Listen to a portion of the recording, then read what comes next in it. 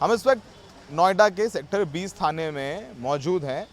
इसी सेक्टर 20 थाने में कल देर रात बिग बॉस के विजेता एल्विश यादव से लगभग 3 घंटे तक पूछताछ हुई। एल्विश यादव, जिसको सब जानते हैं, Instagram, Twitter, Facebook, social media पर वायरल रहने वाले एल्विश यादव, उनकी कुछ तस्वीरें भी सोशल मीडिया पर वायरल हैं अब तो, जिसमें वो अजगर या सांप लेके गले में उसको फ्लॉन्ट कर रहे हैं और रील बना रहे हैं।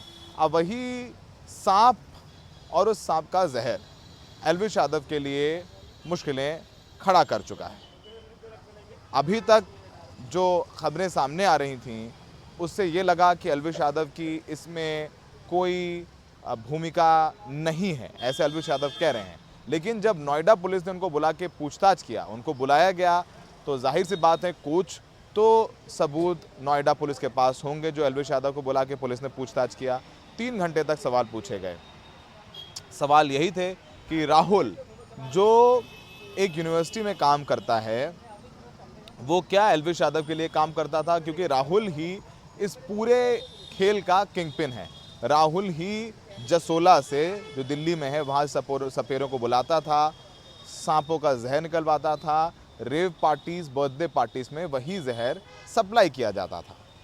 जो एनजीओ जिसने शिकायत की, पीपल फॉर एनिमल, उसके मुताबिक उन्होंने एक स्टिंग ऑपरेशन किया था जिसमें उन्होंने पहले एल्विश से संपर्क किया और एल्विश से कहा कि उन्हें एक पार्टी ऑर्गेनाइज करनी, इसमें उनको सांप का जहर चाहिए नशे के लिए। फिर एल्विश ने कहा कि वो राहुल से बात करें। राहुल का नाम एल्विश ने लिया और फिर उस पूरे एनजीओ ने राहुल से बात करी और उसी एनजीओ ने बताया कि एक बैंक्वेट हॉल में ये पार्टी होगी।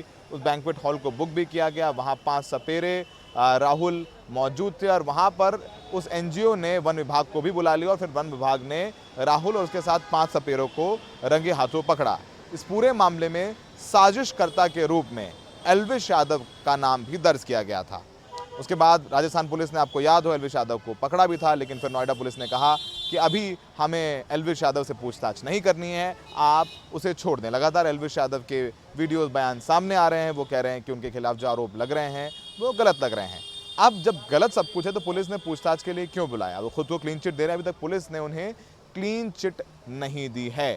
सूत्रों की माने तो तमाम सवालात एल्विश यादव से पूछे गए। एल्विश यादव से पूछे गए कि वो किन लोगों के साथ पार्टी करता था, क्या राहुल से उसकी दोस्ती थी, अगर राहुल से उसकी जान पहचान थी तो क्या वो राहुल से संपर्क में रहता था, क्या वो अपनी पार्टीज़ के लिए राहुल से मदद लेता था। और भी कुछ नाम जो हैं वो सामने आए हैं। एल्विश के फ़ोन के डिटेल्स पुलिस ने मांगे, उनके आईपी एड्रेसेस भी चेक किए जा रहे हैं।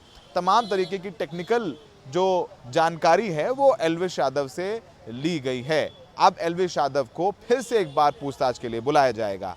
तो फिलहाल अगर आप ये समझ लें और या ये समझ रहे हैं कि एल्विश यादव को पुलिस ने क्लीन चिट दे दी है, तो आप बिल्कुल गलत समझ रहे हैं। पुलिस ने अभी तक क्लीन चिट नहीं मिली है। पुलिस का कहना है कि उनके पास कुछ टेक्निकल एविडेंसेस हैं जिसे वो एल्विश यादव को सामने बैठा करके पूछताछ करना चाहते हैं, क्योंकि एल्विश यादव मौके पर तो मौजूद था नहीं, लेकिन जो राहुल, जो ये जहर सप्लाई करता था इन पार्टीज़ में, उससे एल्विश यादव के संपर्क थे। इसको पुलिस स्टैब्लिश करने की कोशिश कर रहे हैं। अगर संपर्क थे, तमाम लोगों के संपर्क होते हैं, लेकिन क्या राहुल जो गोरख धंधा करता था, सांपों का जहर सप्लाई करने वाला, उसमें क्या एल्विश उसकी मदद करता था, क्या एल्विश उससे मदद लेता था? पुलिस इसी जानकारी को पुख्ता करना चाहती है। एल्विश यादव से फिर एक बार जल्द इसी सेक्टर 20 थाने में पूछताछ हो सकती है।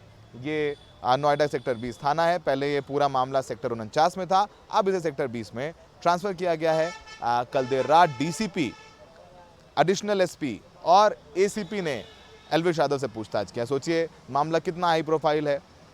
अगर एल्विश यादव नहीं होता तो इसी थाने का कोई आईओ या इंस्पेक्टर या एसएचओ ही पूछताछ करते। लेकिन सोचिए 2 आईपीएस अधिकारी, एक पीपीएस अधिकारी पूछताछ कर रहा है एल्विश यादव से, तो सोचिए कितनी बड़ी बात है। और दूसरी तरफ एल्विश यादव, इसमें उसका योगदान है कि नहीं, वो दोषी है या नहीं है, एक बड़ा सवाल है। लेकिन बड़ा सवाल यहाँ पर यह भी है कि सांपों का जहर तो निकाला जा ही रहा था, सांपों का जहर निकाला जा रहा था और उसे सप्लाई किया जा रहा था पार्टीज़ में, ये भी एक तथ्य है। अब इन तमाम तथ्यों को आप नज़रअंदाज नहीं कर सकते हैं। एक बड़ा अपराध तो हुआ है।